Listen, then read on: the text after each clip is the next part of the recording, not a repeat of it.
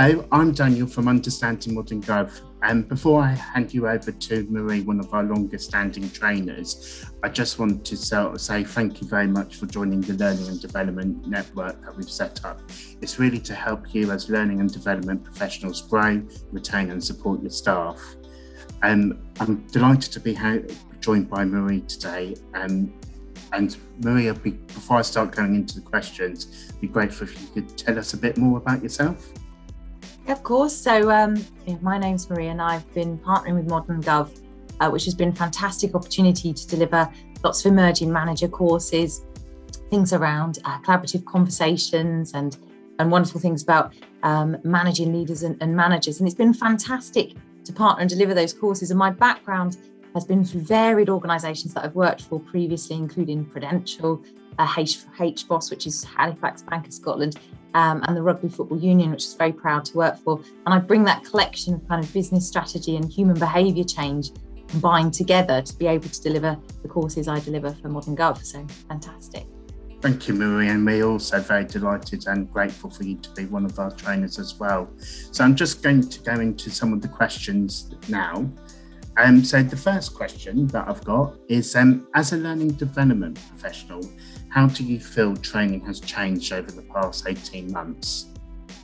I think it's changed radically around our belief system, really, that we used to believe that face-to-face was always better. And I think we've been able in the last 18 months to recognise that there are many ways we can learn and develop, much more combination of learning and blended approach. And when we started transitioning from just face-to-face training to virtual training, we all had our reservations. And actually what we found is it's very effective, it's still very engaging. And actually, as we continue forward, there's quite a lot of clients we work with that encourage us to stick with both methods. So there's definitely benefits to both. And there's definitely things we have to overcome, but nothing means we can't overcome any of those limitations through virtual training as well. So we can reach out to more diverse populations. We can bring people together all over the world at once for consistent training. So I think this blended approach will definitely have its place in the training and development market going forward, definitely. Thank you for that, much appreciated. And my next question is really, what key lessons have you learned over the past 18 months when training? I think it was very much about listening to people and being flexible. The workforce changed, the way they worked changed, how people were feeling changed. And what we needed to do was to react to that situation that we've gone through. And we needed to show empathy and we needed to show compassion and actually go back out to the businesses that we've worked with closely before and ask them, what do you need? What's happening right now? How are people feeling? And then listen and react to that. So a lot of the work I'm doing is around supporting managers. How do we help people through change? How do we manage emotions when some of us were feeling out of control with our emotions?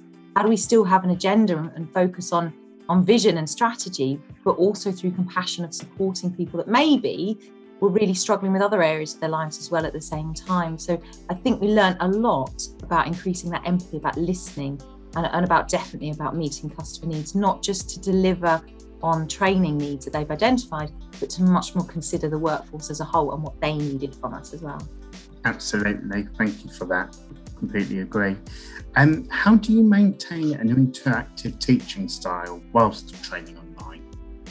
Yeah, it's one of those where I strongly believe that it is about engagement, it's about building relationships, it's getting people to trust you straight away, to view you as credible. And it's right from the start, making sure I include everyone. I'll always get people to introduce themselves, keep those cameras on if they're comfortable to, but have those conversations with everyone right from the start. Let everybody know who else is engaged when it's virtual learning, who else is on there, so people can relax and they feel that they know everybody else that's going to be part of that training session.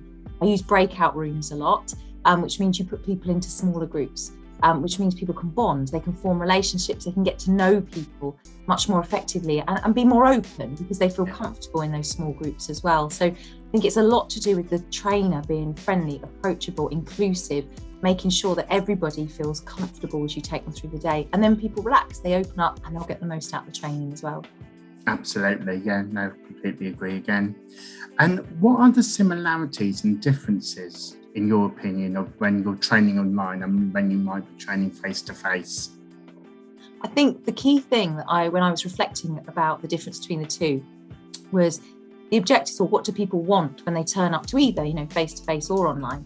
And people still want to learn, they want to engage, they want to be listened to, they want to be heard, and they want to feel it's a good use of their time.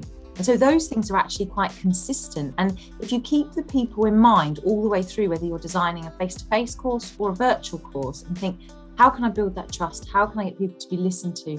How can I deliver in a way that means people want to listen, they're engaged, they're motivated, they're driven? So actually, when I reflected on this, I thought I won't put it in two categories, what do I do face-to-face, what do I do virtually? Yeah. Actually, there was very similar things about how you need to make people feel, which were the same in both.